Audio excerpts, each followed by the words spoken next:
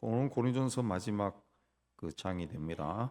지금까지 15장까지 바울이 고린도 교회 안에 일어났던 여러 가지 문제에 대해 복음이 무엇이고 또 복음이 교회 속에서 성도 안에서 어떤 모습으로 드러나야 하는가 그 가르치면서 해결책을 제시했습니다.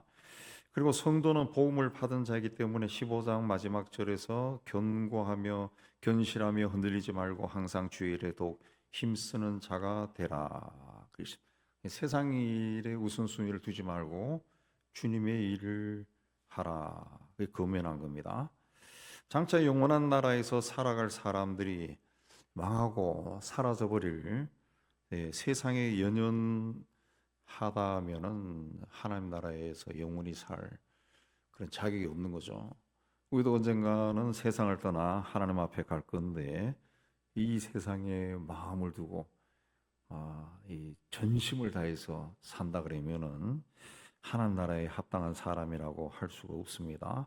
그래서 주의 일에 힘쓰라 그렇게 한 겁니다. 주의 일에 힘쓰라는 것은 세상과 인연을 끊어라 그런 뜻이 아니고 세상에 관심을 두지 말라.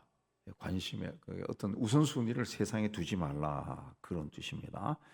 바울은 지금까지 고린도 교회의 잘못된 점을 말하면서 고린도 교회 성도들에게 자기 만족을 위한 신앙생활을 하지 말라 그랬습니다. 자기 만족, 자기의 영광을 위해서 하지 말라. 그리고 주님의 일이 무엇인가 분별을 하고 거기에 힘쓰는 자가 되라 그랬습니다. 그러면서 1절에서 제일 먼저 하는 일이 연보입니다. 연보.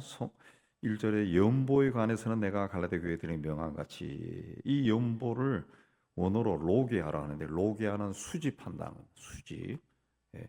그래서 이 뜻을 살려서 그 번역을 이제 한자어로 연보라 그랬어요. 연보는 그 밭일 그 연자입니다. 밭일 연 혹은 줄연 그다음에 도울보 또 기울보 보수한다 수선하다 할 때 그 보자를 씁니다.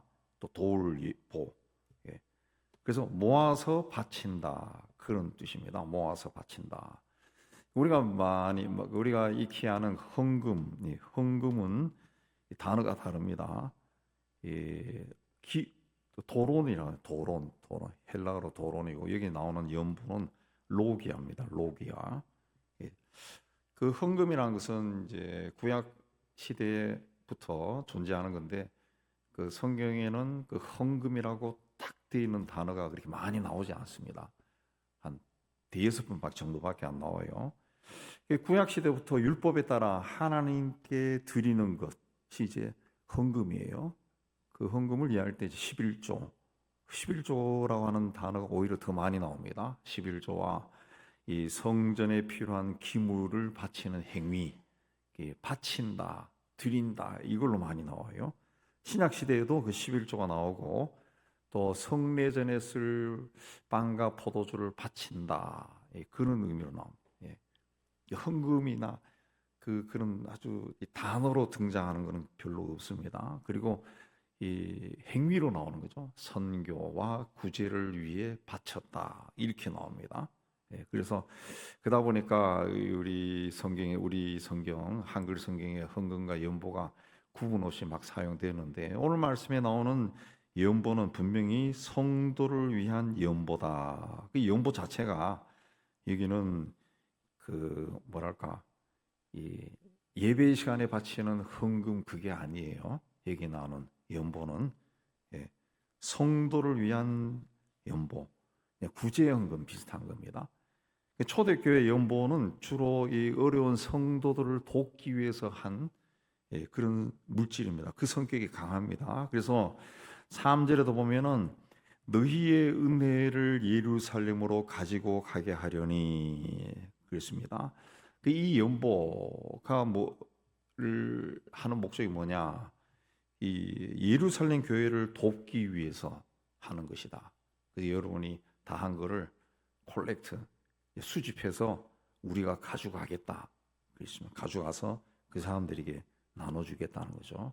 하나님께 바쳐가지고 하나님에 의해서 교회 공동체가 그 바친 헌금을 교회 공동체가 어떻게 사용하는 그게 아니라 이제 예루살렘 교회를 위해 쓰자. 예. 당시 배경이 보면은 로마의 칼리굴라 황제가 암살된 후에 그의 삼촌 글라우디오가 황제가 되었습니다. 제4대 로마 황제가 되었는데 그 사도행전 11장에 보면은 아가보 선지자가 앞으로 흉년이 있을 것이다 예언을 했는데 그 예언대로 글라우디오 황제 때 아주 심한 이 흉년이 들었어요. 그래서 예루살렘 사람들이 먹을 것이 없어서 더군다나 이 교인들이 굉장히 곰핍한 생활을 했습니다. 이 소식이 아시아에까지 전해져서 바울이 이방인 교회 성도들에게 예루살렘 교회를 돕는 연보를 하라 그랬습니다. 1절에 갈라디아 교회들에게 명함같이 너희도 그렇게 하라. 갈라디아 교회도 그렇게 이야기했다는 거예요. 예. 교회는 어느 곳에 있든지 똑같은 가르침을 줘야 이 성경적인 가르침이 됩니다. 그러니까 아시아에 가서는 이렇게 하고 유럽에 가서는 이렇게 하고 하는 것이 아니라 같은 말씀을 전하는 거죠. 갈라디아 교회에서도 그렇게 했듯이 고린도 교회 당신들도 그렇게 하시오. 그렇게 한 겁니다. 그래서 갈라디아 교회도 했던 말이 뭡니까? 2절에 보면은 첫째는 매주일 첫날, 매주일 첫날이 주일입니다. 매주 첫날, 매주 첫날에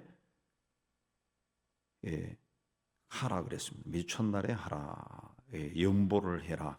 뭐, 어려운 사람들은 항상 있습니다. 어려운 사람들 우리가 도와줬다 해서 그때부터 그 사람이 성공적인 인생을 살면서 어려움에서 벗어나는 것이 아니에요. 아니에요. 사라지잖아요.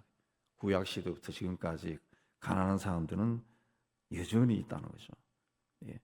이 선교비 같은 경우도 몇 년 이래 후원하다가 끊어버리는 교회가 굉장히 많아요. 굉장히 많습니다. 우리 교회가 그동안 10년 했다 그래 많이 했다 그러면서 이제 예산 짤 때 막 정리를 막 해버려요. 그건 이제 선교하지 말라는 것과 똑같습니다. 세월이 흐르면 10년의 세월이 흐르면 그 선교사가 그 활동한 영역이 더 늘어나고 사업이 더 확장되고 또 만나는 사람도 늘어나고 교인도 더 생겨요. 재정이 더 필요한데 우리 10년 했다, 뭐 20년 했다 하고 끊어버리고 정리하는 교회들이 꽤 많아요. 제가 예전에 부목사 있었던 교회들도 그런 단위로 끊더라고 끊어버리면.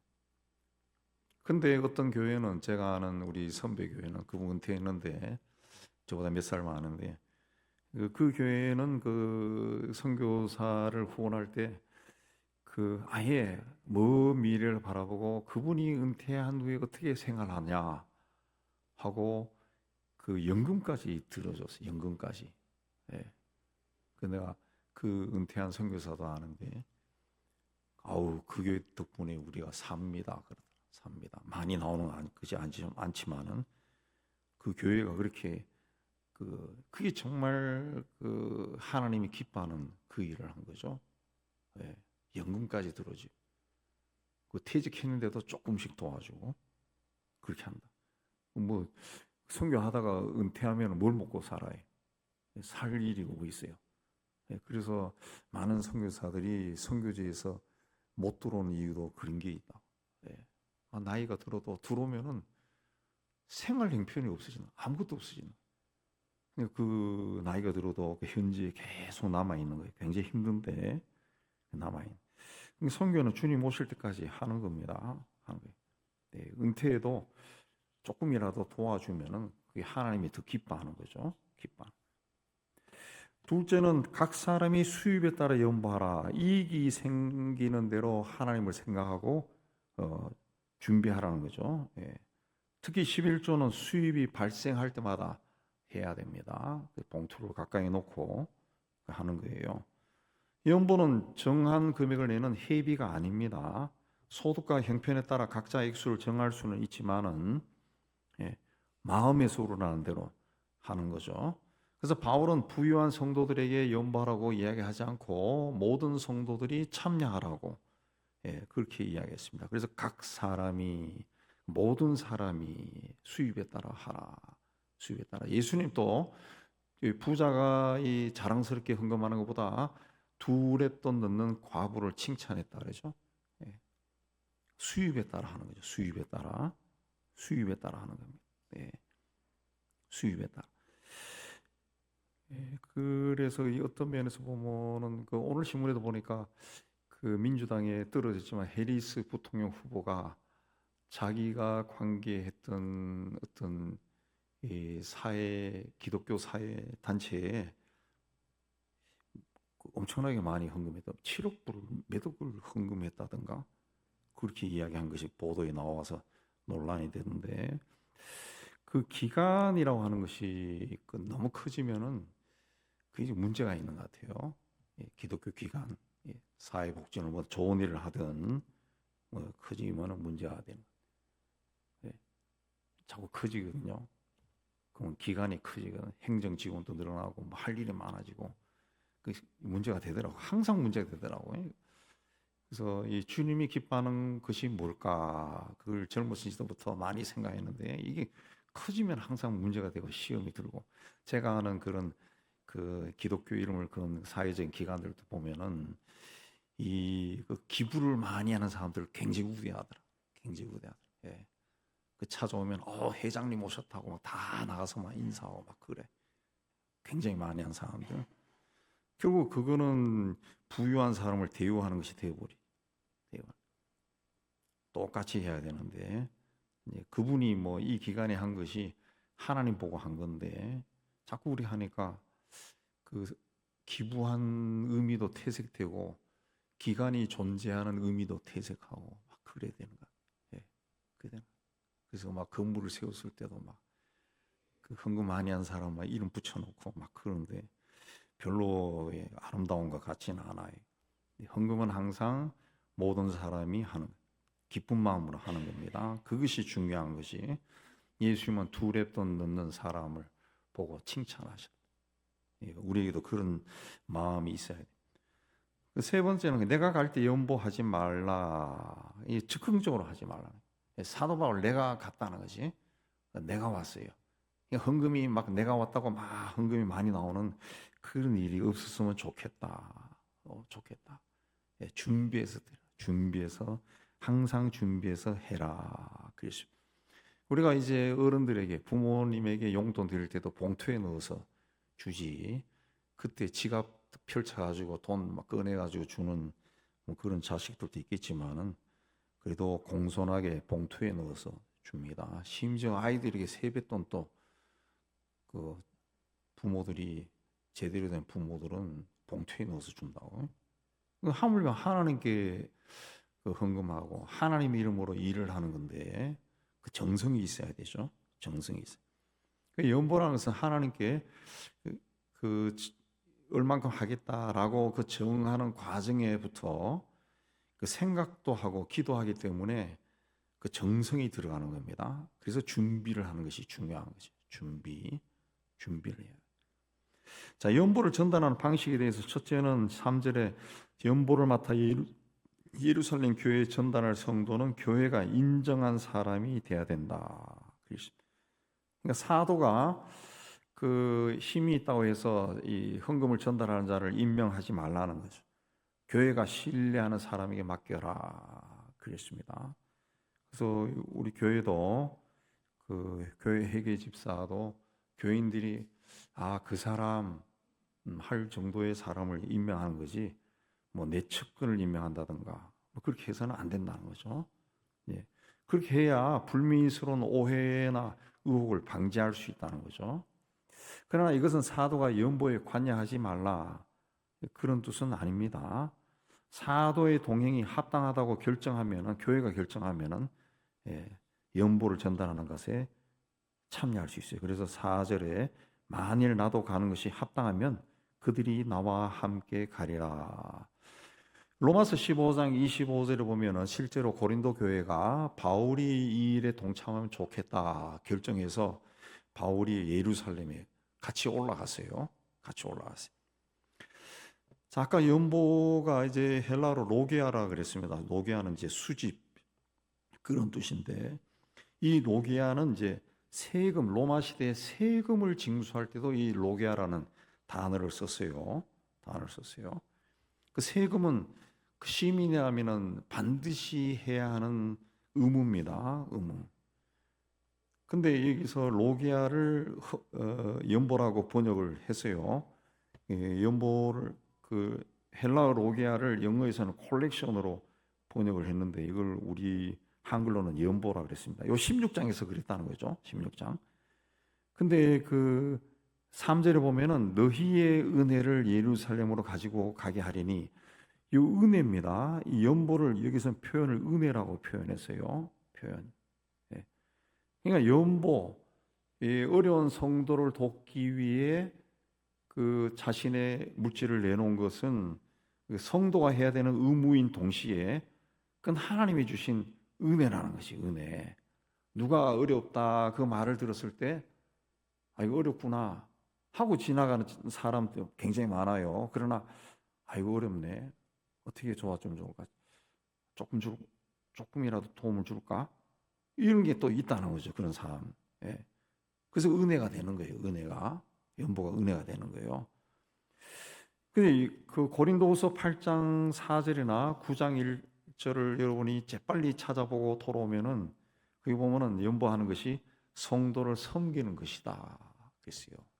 연보 여기서 요 연보는 헌금이 아니고 우리가 늘 아는 예배 때 하는 헌금이 아니고 이제 어려운 성도를 도울 때 우리 한번 모읍시다 그랬을 때 그리 하는 것이 성도를 섬기는 것이다. 그랬습니다.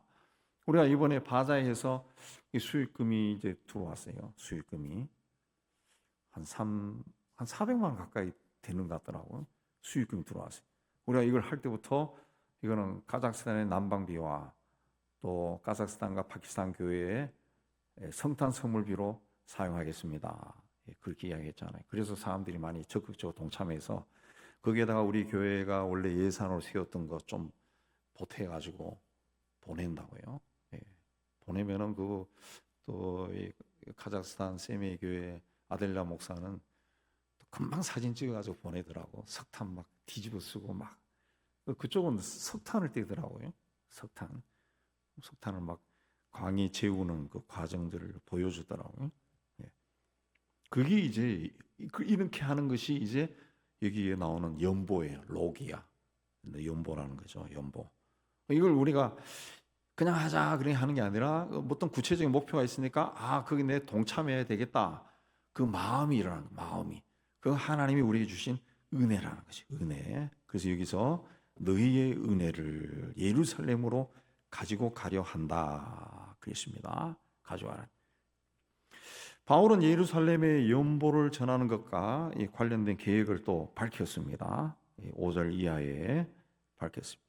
먼저 마게도냐를 방문한 후에 고린도, 5절에 마게도냐를 지난 후에 너희에게 고린도에 가서 좀 머물렀다가 6절에 그다음에 고린도 교회의 지원을 받아서 너희가 나를 내가 갈 곳으로 보내어 주게 하려. 그 고린도 교회가 나를 지원해 달라는 거죠. 내가 갈 곳이 어디입니까? 예루살렘으로. 근데 그 겨울철이라 항해하기가 곤란하면은 고린도에서 겨울을 날 수도 있다. 그랬습니다. 그래서 지나는 길에 잠깐 들리는 것으로 만족하지 아니하고 주께서 허락하시면은 7절에 머물고 싶다 그랬어요. 얼마 동안 머물기를 원한다. 그랬습니다. 머물기를 원한다. 원래는 고린도부터 방문하고 마게도냐를 들렀다가 다시 고린도에 와서 유대로 갈 계획이었습니다. 이걸 이제 쉽게 하면은 고린도에서 마게도냐 갔다가 마게도에서 고린도 왔다. 쉽게 하면은 고린도가 이제 부산 항구라 생각하면 돼요. 고린도에 갔다가 마게도냐 서울에 올라왔다가 일 보고 다시 부산에 내려가서 배 타고 일본에 간다. 그런 뜻입니다. 거리가 그렇게 돼 있어요. 고린도에서 마게도냐 저 위로 갔다가 다시 내려왔다가 고린도에서 배 타고 가겠다는 그 이야기입니다. 근데 바울의 적들이 바울이 계획을 변경한 것에 대해서 이 사람이 이미 딴 계획 세워놓고 말만 저렇게 한다라고 욕을 한다는 거죠. 욕을 한다. 그랬습니다. 내가 오순절까지 예배를 그런데 그게 안 돼가지고 8절에 내가 오순절까지 에베소에 머물려고 한다. 그랬습니다. 왜? 대적하는 자가 많다. 대적하는 자가. 그렇습니다. 이 사역하는 사람들은 항상 하나님의 뜻과 성도의 유익을 살피기 때문에 계획을 변경할 수도 있어요. 그래서 고린도후서 1장 23, 4절을 보면은 내가 이렇게 한 것은 너희들을 아끼기 위해서다. 그렇게 했습니다. 근데 오순절까지 에베소에 머물려고 했다는 거죠. 그러니까 성도 고린도후서 1장 23절에도 그렇게 이야기했어요. 여러분 딱 접해서 보면 나옵니다. 성도 유익을 위해서 그렇게 에베소에 머물려고 했다는 거죠. 그런데 뭐라 그랬어요? 8절에 9절에 내게 광대하고 유효한 문이 열렸으나 대적하는 자가 많음이다. 이 광대하고 유효한 문이 열렸다. 이건 그 옛날 어른들이 쓰는 표현입니다. 광대하다. 굉장히 큰 문이 열렸다네. 굉장히 큰 문. 문이 그야말로 굉장히 활짝 열렸다네. 굉장히 큰 문이 활짝 열려가지고 뭐 조금만 일해도 효과가 굉장히 큰 일을 할 수 있도록 그런 환경이 되었다는 그 뜻입니다. 그 뜻이. 막 한문으로 써가지고 광대하고 유효한 문이 열려서 이건 또 무슨 뜻인가 그런데 그러니까 이 문이 활짝 열려서 일을 할 수 있게 됐다. 일을 할 수 있는 그런 기회가 왔다. 복음을 전할 수 있는 아주 절호의 기회가 왔다는 거예요. 근데 대적하는 자가 있다는 거예요. 대적하는 자. 그래서 어쩔 수 없이 에베소에 머물면서 교회를 돕겠다. 그렇게 판단했다는 겁니다. 근데 그 사도행전 19장에 보면은 에베소에서 무슨 일이 있었는가 하면은 은으로 아데미 신상을 만들어 파는 데메드리오라고 하는 사람이 바울이 우상 숭배하는 것을 금지하니까 영업에 방해해야 된다고 그 동료업자들을 선동시켜 가지고 거의 준 폭동이 일어나요. 그래서 에베소를 떠나 마게도나를 거쳐 고린도에 도착합니다. 그리고 고린도에서 3개월 정도 머물면서 교우를 나눈 동안 로마 교회에 쓰는 편지를 쓰게 됩니다. 로마 교회에서는 편지를 써요. 그래서 그때 고린도 교회가 바울이 로마 교회에 쓰는 편지, 로마서죠. 로마서를 쓰면서 바울이 아마 그 내용을 고린도 교인들인데도 강독했겠죠. 뭐 옛날이나 지금이나 목사님들이 성경을 강독이래 쫙 하면은 그게 나중에 또 책으로 나오고 그런 분들도 있어요.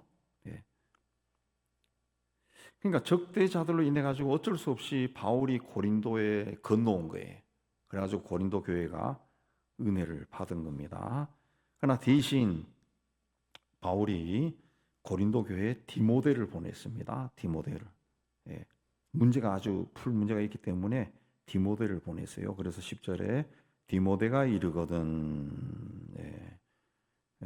디모데를 잘 도와라. 여기서 이제 성도들에게 사역자를 어떻게 대해야 하는지 지도했습니다. 10절에 보면은 그 너희는 조심하여 그로 두려움이 없이 너희 가운데 있게 하라. 이는 그도 나와 같이 주의를 힘쓰는 자다. 그렇습니다. 디모데가 젊은 사람이지만은 그 자기처럼 주님의 일꾼으로 여기고 존중히 여겨라. 그렇습니다. 사역하는 사람이 나이가 어리고 경험이 없다고 업신여기면은 사도의 가르침을 업신인 것과 똑같다는 거죠. 주님의 가르침을 무시하는 것과 똑같다는 거죠. 그래서 11절에 누구든지 그를 멸시하지 말고 평안히 보내어 내게로 오게 하라. 잘 좀 대접해 주라는 거죠. 그래서 평안한 마음으로 나에게 와서 잘 다녀왔습니다. 그렇게 고백하게 하라는 거죠. 제가 이 신학교 시절에 처음 사역할 때 이문동 교회에서 했는데 그 교회 옛날에는 그랬죠. 80년대는 교회 사람들이 많았어요. 이 중학교 중등부를 제가 했는데 교육부에서 교육관을 새로 져가지고 중등부 아이들을 제가 중학교 애들만 담당했는데 그 애들만 한 250명 돼요. 250명. 그냥 막 조그만 애들이 막 이만한 예배당에 막 가득 차 있습니다. 그냥 막 가득 차서 끊임없이 제자를 그래요. 끊임없이. 교사도 한 2, 30명 되는데 2, 30 되는데 처음 이제 강단에 올라가서 설교를 하는데 뭐 설교가 됩니까? 눈에 안 보이지. 그래서 첫날 설교를 내가 한 40분 했나? 원고를 막 며칠 밤을 새워가 준비해서 하니까 그 안수 집사 되신 분이 내가 오늘 우리 목사님 막 성령이 충만해가지고 막 40분 동안 설교했다고. 그러다 막 애들은 막 지루했겠죠. 예. 근데 그분들이 이제 그 신학생이 처음 와서 하는 그 사역을 잘 도와줬어요. 잘 도와줬어요. 예.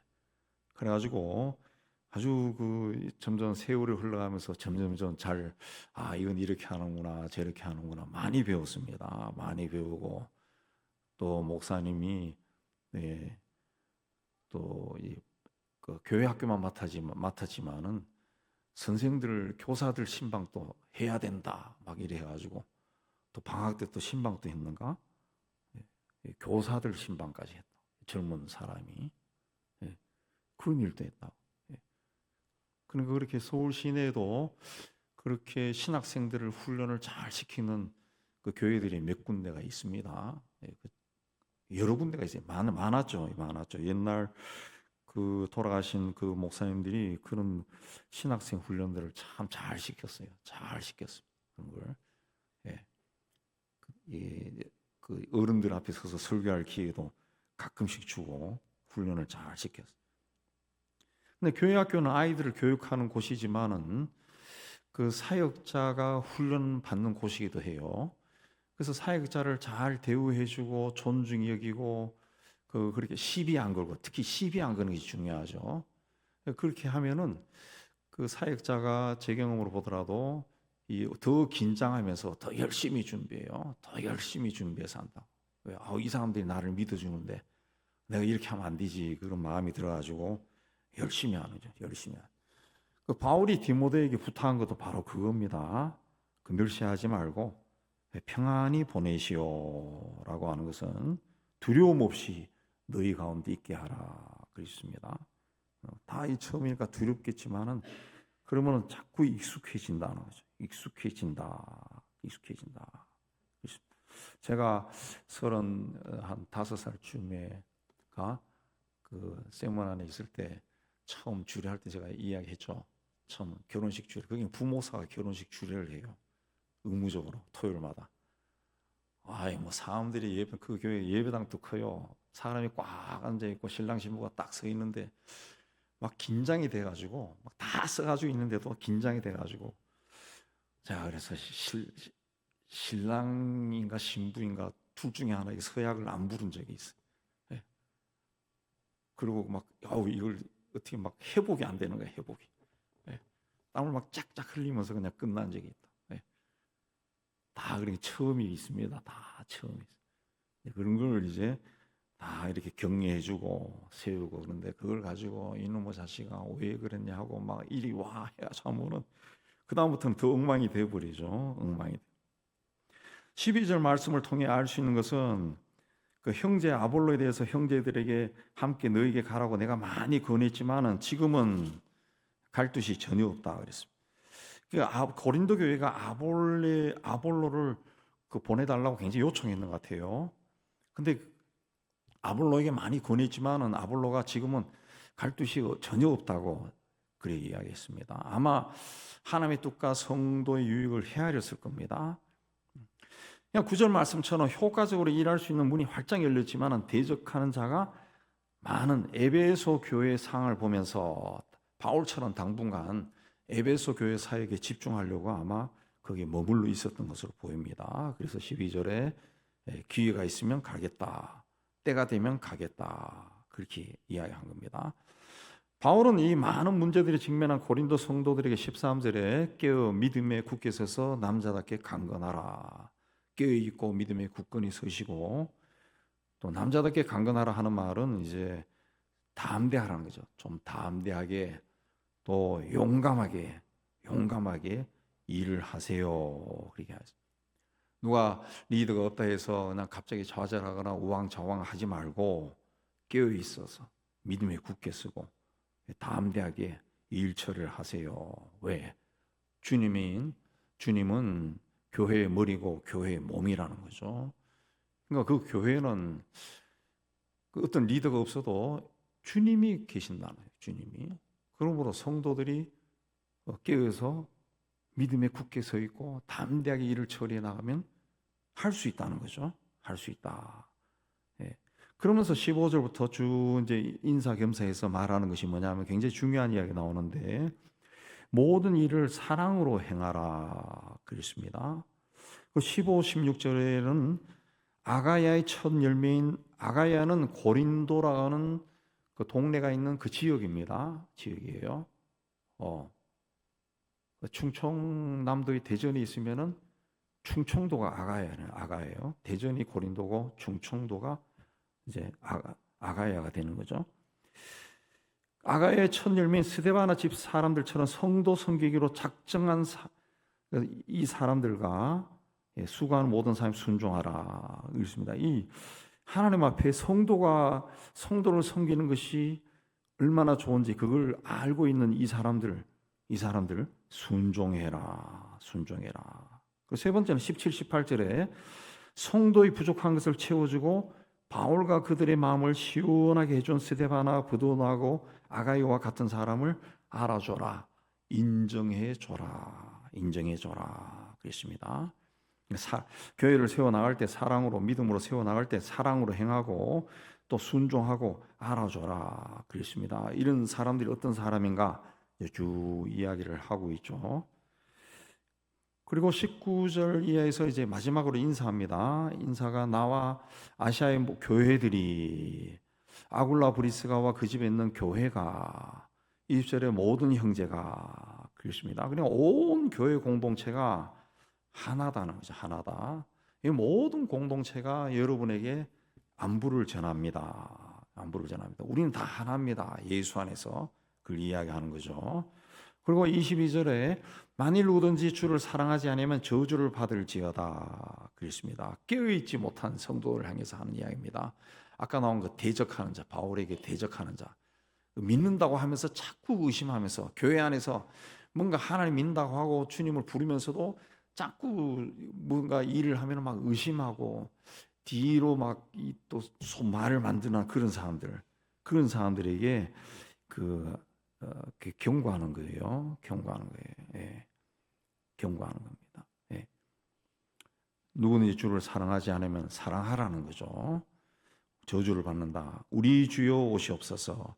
우리 주여 오시옵소서라고 하는 것은 우리말로 번역한 거고 원래 뜻은 주께서 임하시느니라. 그 헬라 원문은 마라나다. 그래서 여러분 많이 들어보셨죠? 마라나다. 아멘 주여 오시옵소서. 그럴 때 마라나다.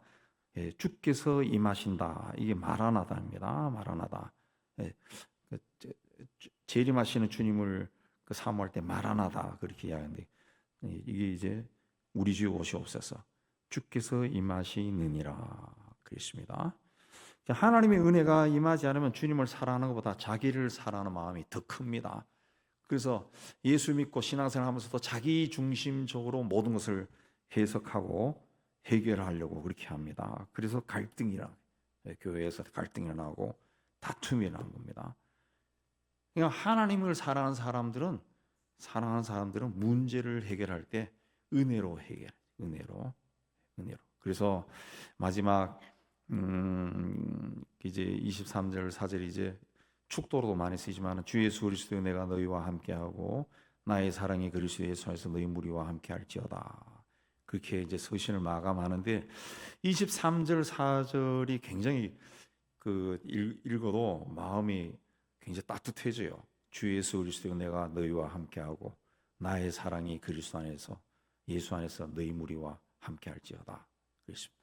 여러분들도 누구에게 글을 보내거나 또 문자 보내거나 축복하거나 할 때 이런 기준을 쓰면은 참 좋은 것 같아요. 주의 예수 그리스도 내가 너와 함께하고 나의 사랑이 그리스도 예수 안에서 너와 함께하기를 기도합니다.